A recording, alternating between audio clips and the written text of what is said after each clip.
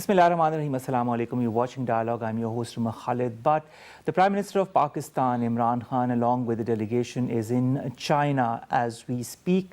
He has met with the President of China, Mr. Xi Jinping.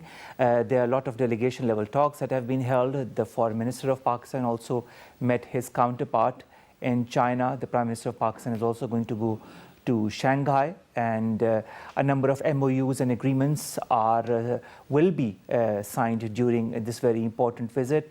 Of course, as a follow-up visit to his very important visit to Saudi Arabia, it is expected that a lot of important agreements will be signed concerning the economy of Pakistan and also to boost Pakistan's economy. As we know, the state of economy of Pakistan is in not that good a shape, the reason for which the Prime Minister of Pakistan, Mr. Imran Khan, has very clearly stated about the situation that Pakistan is going through, and that is why he went to Saudi Arabia as well, and Saudi Arabia was generous enough to help Pakistan in that regard. A lot of agreements in this regard are also going to be signed during this trip of Mr. Imran Khan, his first trip to China, and we expect important MOUs in the field of economy and of course as a further follow-up to the China-Pakistan economic corridor. That is a very important project between both countries. Now, to talk about that, how important is this trip to China of Mr. Imran Khan, and what can we expect in the future of this relationship between Pakistan and China? Two time-tested friends. We've been joined by two important guests. Let me introduce them to you one by one. Our first guest is Dr. Abid Hussain. He's an economist. Thank you very much, Dr. Saab, to have joined us. And our second guest is one of our regulars, Mr. Yasir Masood. You're an expert, among other things, on Pak-China affairs. Dr. Abid Hussain, we know, Dr. Abid Hussain, we know that Pakistan is going through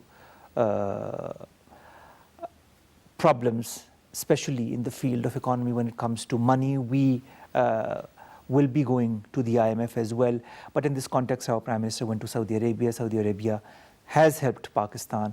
And now this trip to China is considered to be one of the most important trips of this current government and leadership to China as well. Do you feel that China is going to be as important a partner of Pakistan as far as taking Pakistan out of this current economic situation is concerned? Let me, before I answer your question directly, I think it's important to give an overview of what a relationship is. Clearly, China is perhaps Pakistan's most important and trusted ally. And I'm sure the Prime Minister will or should convey to the Chinese government that the people of Pakistan, the government of Pakistan is really grateful and indebted to the government of China and the people of China for this huge investment that they have made, one of the largest FDIs in Pakistan's history. And it's very unfortunate that some people are critical of this, part of media, and it's basically a sort of echoing the narrative of Western media, of India, that this whole thing is bad. Having said that, look, by the way, I disagree with you on this Saudi thing. I think, it's again, I mean, when you go to a bilateral, it's begging. When you go to IMF, it's borrowing. There's a huge difference. IMF will never ask us to send a division to Yemen, Saudi may. So we have to be, it's nice. I mean, and I'm not sure even what this package is. I mean, it's basically borrowing, and apparently, okay, they put a deposit like when you put your money in a bank, it's your money, right? It's not the banker's money. But anyway, that's. I think we need to be extremely strategic and selective in what we ask China as of today. If you recall, during the People's Party government, Zardari used to visit China, I don't know, every second week or every third month, and there were hundreds of MOUs. Nothing came out of it. So I think we should be very strategic. I think I imagine China might help us out a bit. My gut sense is China will tell us, look, within the global financial architecture, there's an IMF. You are a member of the IMF. Go talk to the IMF. Because at the end of the day, China did give us $2 billion in April or May. That's gone because we followed a very foolish exchange rate policy. So I'm sure China must be kind of, I'm not sure upset, but worried that, look, if we put money in the central bank and if we have a bad monetary and exchange rate policy, that money will just disappear in 2 days or 2 months. So couple of things I think, I really don't think it's a good idea to ask China that please give me money, cash, this, that. I think that's a bad idea. All right. So what? But let me, can I finish my thought? Please, please. I think on CPEC, irrespective of how the contracts were, right, we should send a very clear signal that we honor sanctity of contracts, right? They may be badly negotiated, they may be overpriced. We should, because when you go to ask Chinese investors for more money, and on the other hand, you're asking existing investors to renegotiate contracts, it's a bad idea. You may want to ask government of China that is there some way we can extend the period of repayment of loans, but not the investors. That's number one. All right. You see, number two, look, China imports about $1,900 billion worth of imports, so about 2 trillion.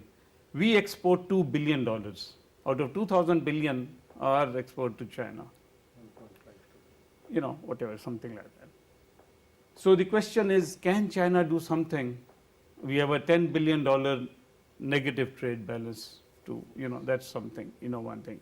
But we also must recognize there is nothing, no product area where we can compete with China.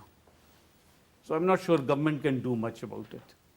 I mean, if it's shoes or shirts, there's someone in China who can make it better and cheaper than us. So it's something to think through. Number three, I think so far all of China's investment in Pakistan is what in economic terms is called non-tradables, where your liability is in dollars and your earning is in rupees. Telecoms, IPPs, this higher, we should really ask China and ask ourselves, why is it that there is not a single Chinese investment in this country in export manufacturing? I really hope that the government does not ask China for investment in housing, because that's, again, we will have them build 1 million homes where all the liability would be in dollars and all the revenue in rupees. So, I mean, one of the things I hope that we can ask China, that together the two countries figure out, how do you attract China to invest in export manufacturing? All right. Not, making TV and air conditioners. We need in export manufacturing, not in roads, not in railways, export manufacturing. All right. We need revenue as far as, and trade as far as export manufacturing is concerned between Pakistan and China. This has been stated by Dr. Abid Hassan. We'll be back after a short break. Stay with us.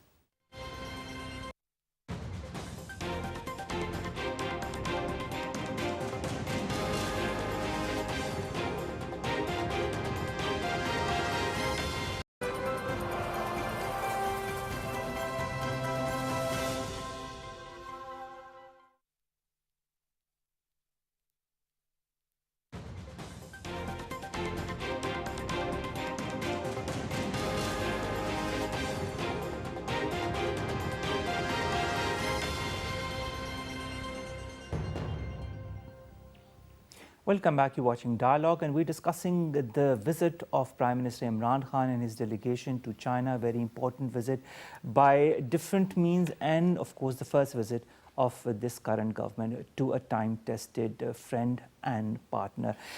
Yasir Masood Saab, we've talked about some very important issues that plague Pakistan's economy. Now, some of the points that have been told by Dr. Abid Hassan include Pakistan being strategic and selective, also honoring the sanctity of contracts when it comes to these important China-Pakistan economic corridor contracts with China, and also the $10 billion negative trade balance that exists between Pakistan and China, negative for Pakistan, and also concentrating on export manufacturing. Why hasn't all that happened in these previous years? Okay. Let me start with, I agree with many of the points of Dr. Saab that, for example, first thing first, when we talk about the underdeveloping or developing state, you know, it's a truism all over the world that FDI has changed the destinies of so many countries. And there are examples in front of us. Look at the whole Central Asian states, Southeast Asian states, sorry. I mean, just few years back, you know, the only thing which has given them prosperity and they have risen because of the FDI was pumped in by different countries. Like, for example, if we talk about Taiwan, if we talk about other countries, you know, many entrepreneurs, many business community of other countries, they started, you know, pouring in FDI. So we direly needed that. And we should not forget that China has invested at a time we were going through a very critical juncture of our history. But most of the countries refused to help Pakistan. Exactly. Not even a single penny they were ready to invest in Pakistan. So the first thing is that FDI has its manifold benefits for any country, for any developing state. So that is, you know, I totally agree with him. The second one is, as far as strategic partnerships are concerned, I personally believe that for how long we would be reliant, or we would rely on the borrowing, or we would be relying on the, you know, for begging or asking other countries to repair our current deficit or to repair our economy. You know, this is not a sustainable solution. We have to come up with a solution which is long-standing and which is tailored for our country, and so that that is the only option that we will become a dependent economy. Otherwise, we will always be a dependent economy. This is the only way that we can become an independent economy. Usually, you know, I interact with lots of Chinese officials, and they have a very clear vision about it. And they always tell me that, look, Chinese economy is about 40 times bigger than Pakistan.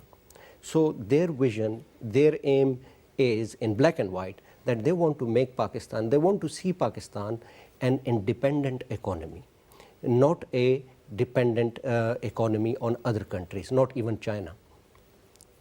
The third important point is that what went wrong in the previous governments. You see, it is possible, and we may you know, argue about it, you know, for hours, that it is just possible that the agreements were not, you know, taken care of, or there was not a proper sane thinking behind it. But you know, changing those agreements now, or even if we talk about renegotiation, if we talk about revisit, there is always an international practice behind it, you know, behind the agreements. So we definitely have to take into account the sanctity of those you know, agreements. But as far as I know, this government, when, you know, this word revisit only means that it is not possible that you know, that they are going to change the agreements upside down. By revisit, this current government means that wherever there is a room available for improvement, you know, they can do that. And Chinese, you know, even on the official visit of the Chinese foreign minister, they have openly you know, endorsed it, agreed upon it, and they are more than happy to do that. Because at the end of the day, Chinese also wants that whatever comes in the benefit of Pakistan, you know, they have always been welcoming that. Because at the end of the day, you know, this whole concept of China-Pakistan economic corridor, because the common perception of the people is that they believe that it is an economic corridor, it is a transit corridor, but this current government are putting, you know, are branding new slogans to China-Pakistan economic corridor now. For example, like they are considering it as one corridor, many doors. They're giving a slogan like a gateway to prosperity. So when we call, and what do we mean by these slogans? we have to take into account a holistic view of CPEC. And the holistic view is that it is such a humongous project that there is always a room available for improvement, and there are so many facets of CPEC. There are a lot of things can be done for the investors, for the business community, for the entrepreneurs. There was a huge misconception when on the Saudi visit from the Prime Minister that Saudi Arabia is becoming a strategic partner of CPEC. I would like to give an example. India has been banking upon, to change the name of CPEC so that, the inclusion of India could be included in CPEC. And what was the stance which came from the Chinese side? They said that CPEC, this name itself, is of so much value, and it has so much importance that according to President Xi Jinping, it became the part of constitution. So if they are so, if they're so confirmed and they're so adamant in changing even the name, how they can include a third party. By third party, what we really mean is that there could be a lot of other countries that they can invest in different areas of CPEC. Let's for example, take the example of special economic zones. Now, special economic zones are not being funded by the Chinese government alone. Special economic zones are funded by the private entrepreneurs, by the business community, be it from the Chinese side, be it from the Pakistani side, and be it from any other country, let's for example, for that matter, like France or Italy or Germany or any other country. Another point which Dr. Saab mentioned, I would like to comment upon that there is a continuous, a persistent negative image is being portrayed from the West, and especially from two countries, US and India. And we need to ponder as far as the CPEC is concerned. As far as CPEC is concerned. And we need to ponder upon this fact. I personally believe that, considering the fact of trade war and tariff war between China and US, it's a hegemonic war between two countries. And I have said it many a times, like it's an extension of Cold War. Like in the Cold War, there was a confrontation of two ideologies, but this is a new kind of warfare now. And this is a confrontation of hard power and soft power, because China has been, executing its soft power for too long now, and this is the recipe of China's success. On the other hand, what US has been doing is like exploiting different states, taking over on their resources, injecting plunder and pillage and loot in different countries, created artificial wars, and this is, the practice of the US. Why India is doing that? India is doing that because India believes itself that India is the hegemon of the region. And it's a self-created sort of a thing which India believes. And so India wants to save its own hegemony in the region, and likewise US is doing, in the world. All so right. That's why. Dr. Hassan, what would you like to add to that? It. Because before the show when we were discussing, this was one of the points that we were pondering upon, the negative insinuations that have been emanating from India and the US when it comes to Pak-China relationship, and also in particular the China-Pakistan economic corridor. Yeah, no, I mean, look, I don't know what the answer to this is, but we just have to ensure that Chinese are fully aware and conscious that there may be a small segment of society which has doubts about this, but that the vast majority of the people of Pakistan are supportive. All right, I'll quote our Prime Minister who said this a couple of days back. He said that countries go through high points and through low points. Pakistan is going through low points with two major deficits, a fiscal deficit and a current account deficit. How can countries such as China help Pakistan directly or indirectly to counter these two deficits? Yeah. You see, fiscal deficit is when you spend more in rupees and tax less. So there's nothing foreigners can do about it. All right. That's your own thing. You have need to make expand sure your you tax collect base. more in taxes and spend less. Fine. Right? Yes. By the way, before we forget, I mean, you know, we come down hard on US. The single largest foreign government which has provided free money to this country is US. All right. 30-40 billion dollars over 70 years. Free money. No, it was not loans. They first gave wheat, this, that. But that's besides it. Yes. So if China says, look, I'm going to give you $10 billion free, then that might help our fiscal deficit. Fine. So the central bank gets $10 billion, we get 100 billion rupees, and we show that as tax revenue or some revenue. All right. But no country will do that, right? On the foreign exchange side, what the Saudis have done, okay, they've put $3 billion in central bank reserves, but they've said you can't touch it. So I don't know whether in the traditional terminology of IMF that will not be counted as part of reserves. If there is a condition that you can't touch it, but the fact that they have deferred oil payment for oil, that might help a bit. Like, for example, you know, you go to your petrol station and you say, look, can I get a credit for 30 days? And they say, okay, fine. So you fill your petrol and you're very happy that you didn't have to pay, but you have to pay after 30 days. You get my point? So while we may not be able to pay, we are not, the Saudis are saying, okay, fine, you don't pay us for 1 year. It's deferred payment, but you have to pay. Right? So, I mean, I think on the current account side, some of these things will help in the short term. Right?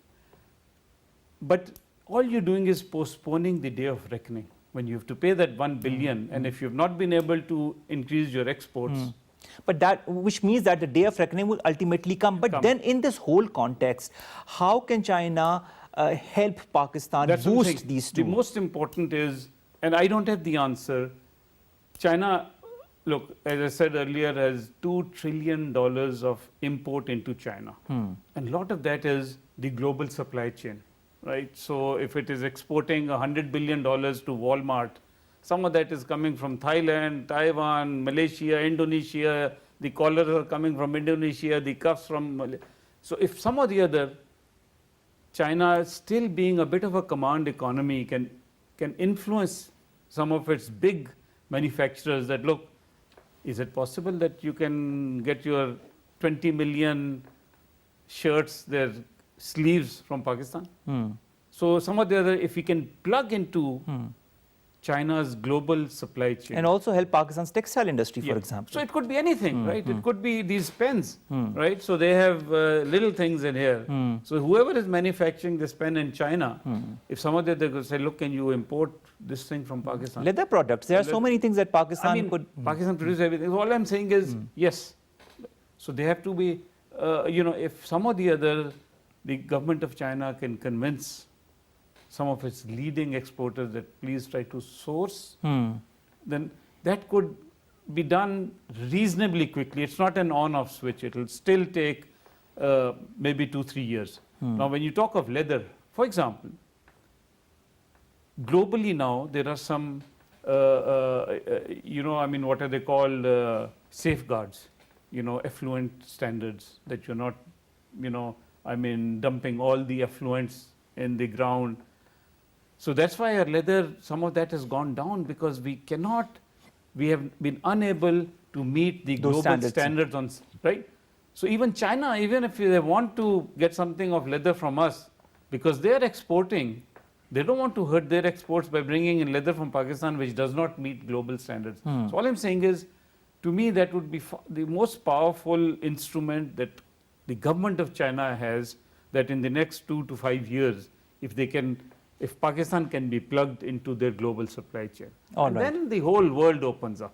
The whole world opens up. You know, you could be exporting $30 billion to China, which is maybe 3%, no, 1% of their $2 trillion exports. You get my point? I understand. They're exporting $2 trillion of exports. So even if 1% of that comes through Pakistan, or I mean, Pakistan 1% of 2 trillion is $20 billion.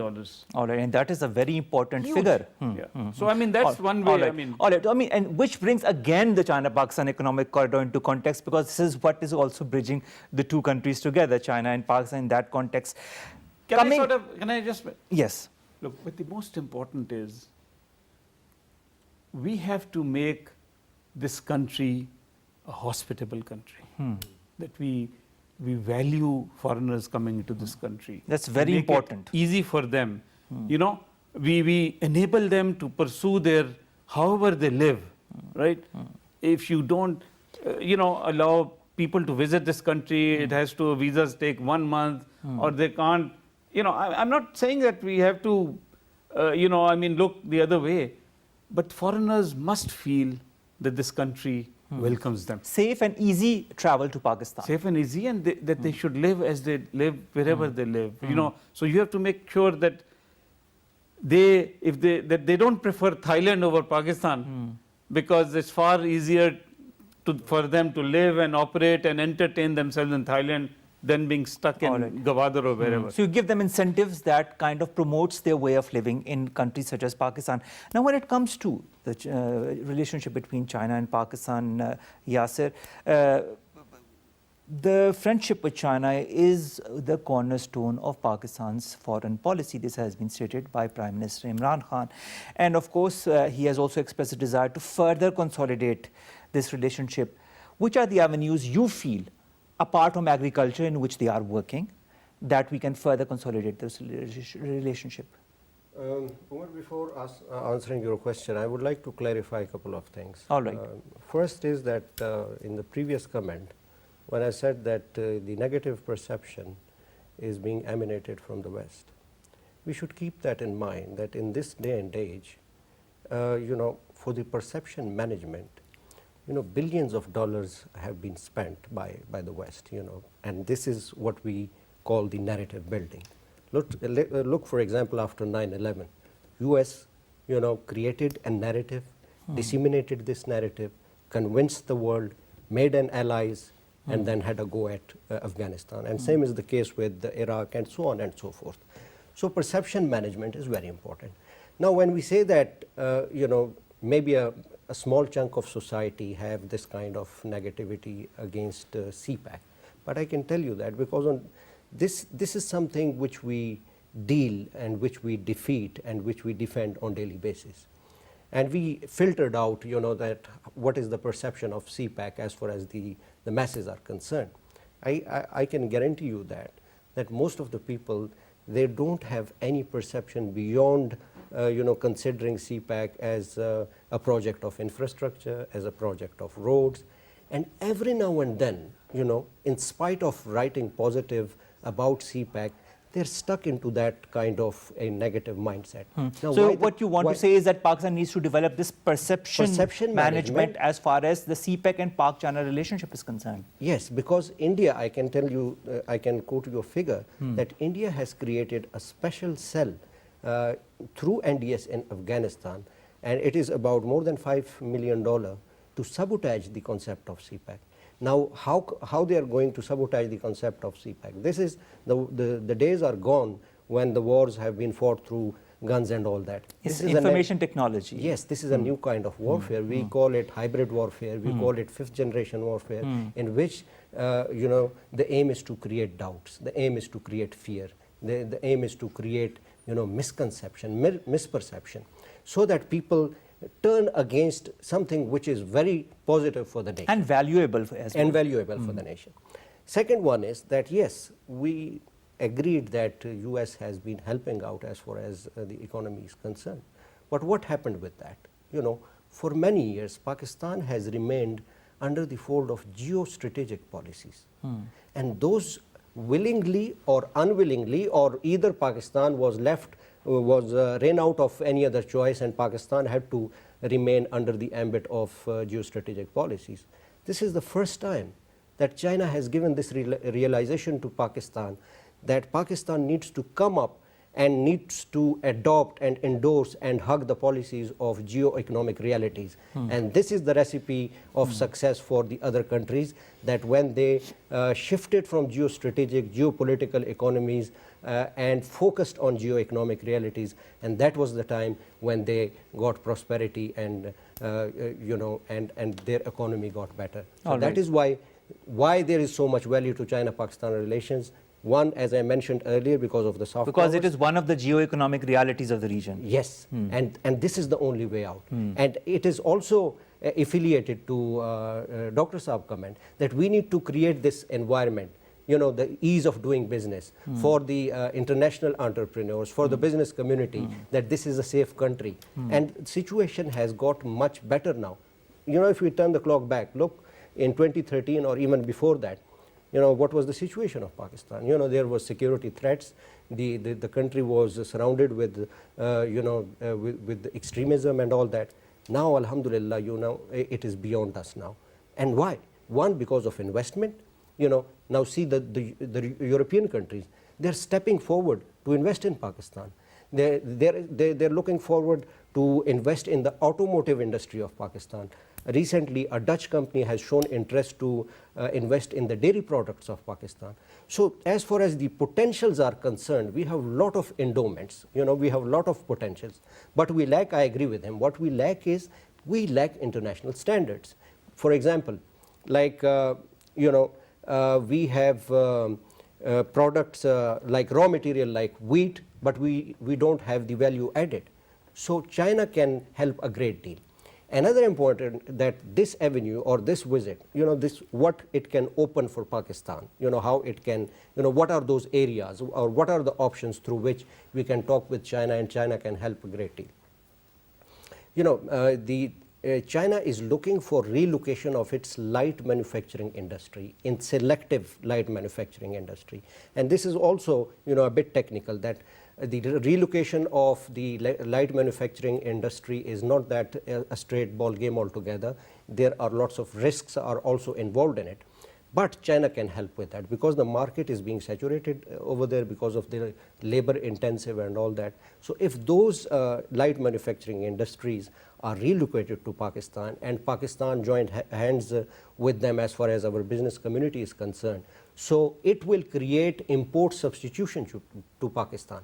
And this is the way, because it's a common principle that we need to enhance our export and we need to reduce our imports. So this would be a one way out, that either we reduce our imports and either we create import substitution in our country. And as I just mentioned, that we have manufacturing, local manufacturing of products, basically. Exactly. Another important factor is that we are blessed with small and medium enterprises that are mushrooming as we speak. Yes, because if you see the cities like Gujranwala, Gujarat, Sialkot, so, and special economic zones can help a great deal, because it will create a backward linkages with the existing small and medium industries. And this, the forward linkage of SCZs would be that it will be associated or connected through the global value chain. So that is where Pakistan can negotiate, Pakistan can convince the Chinese companies, because as I mentioned earlier, that we need to focus and we need to bank upon those policies which creates opportunities for Pakistan itself. This would be the only way out for Pakistan to become a sustainable and long-standing economy. When we talk about this government, I personally believe that there are two major reforms which are directly needed.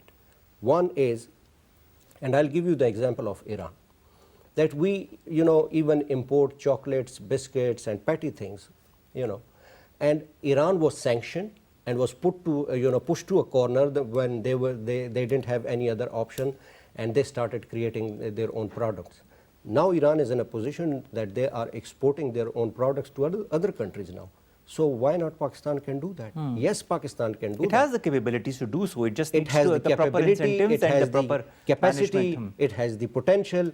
It has the skills. We are blessed with the skilled, semi-skilled. We are the best. We are blessed with the best engineers. So we can definitely do that.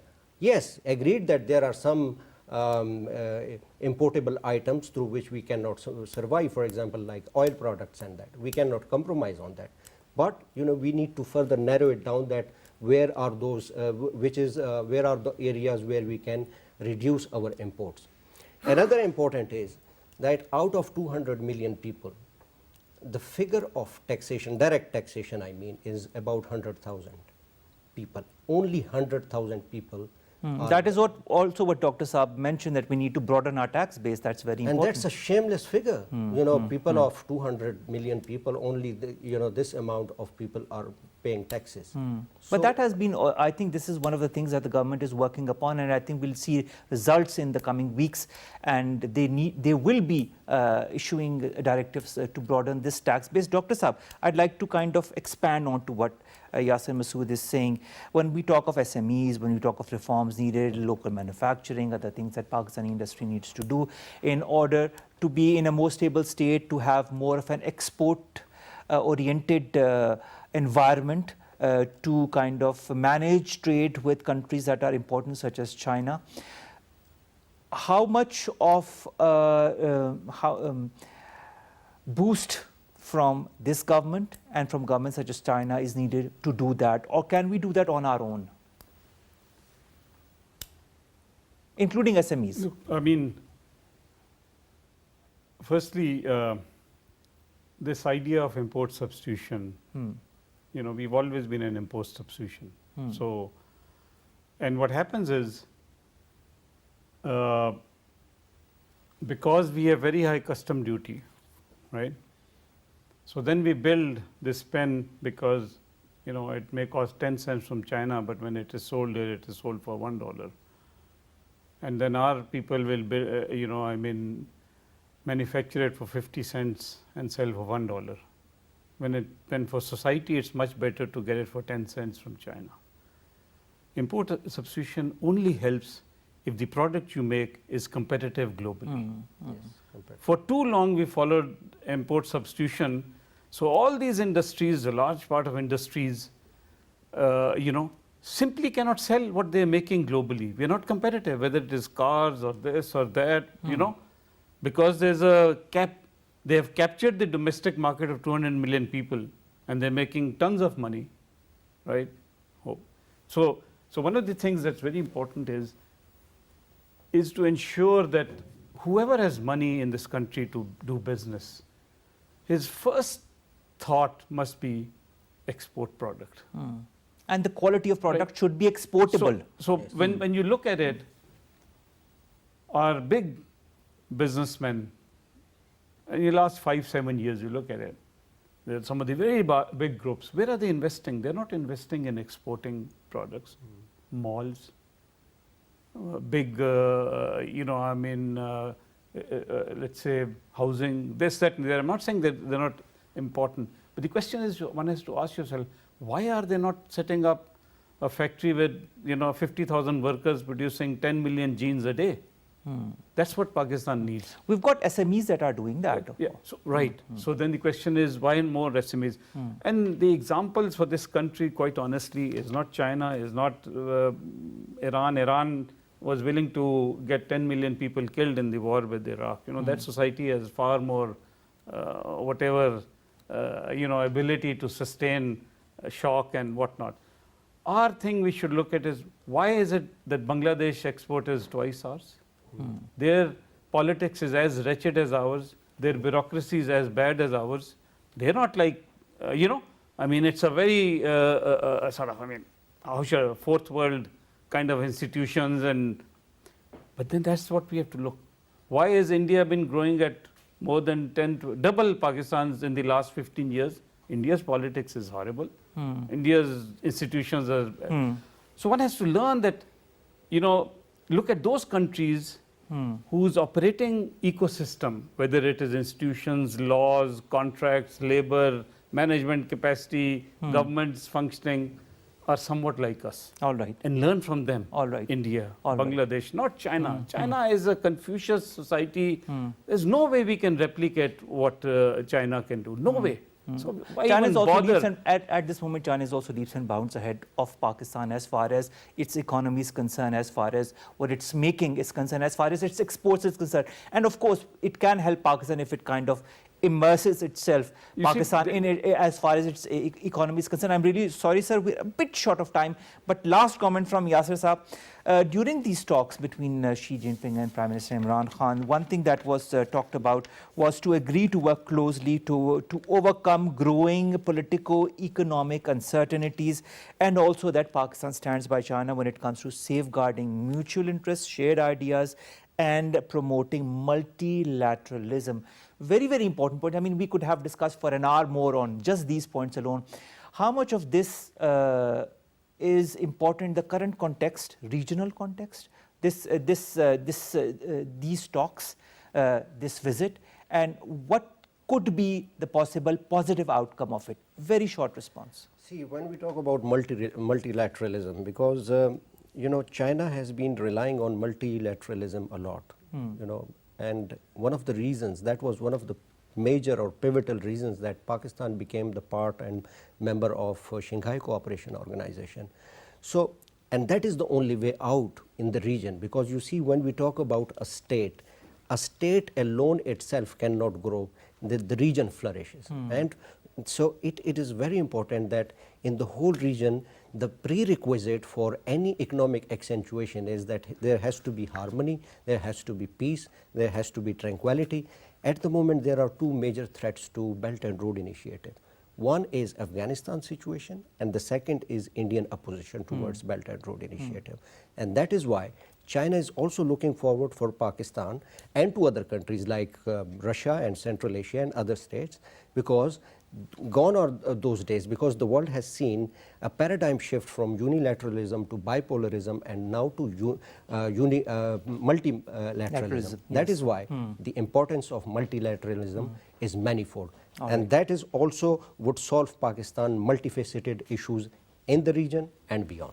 All right. Thank you very much, Dr. Saab, Dr. Hassan, Yasir, Masood, to have given us your points of view. They are very important in this growing context and this ever-growing relationship between Pakistan and China. A lot of discrepancies that exist in Pakistan that need to be overcome in the days and months to come.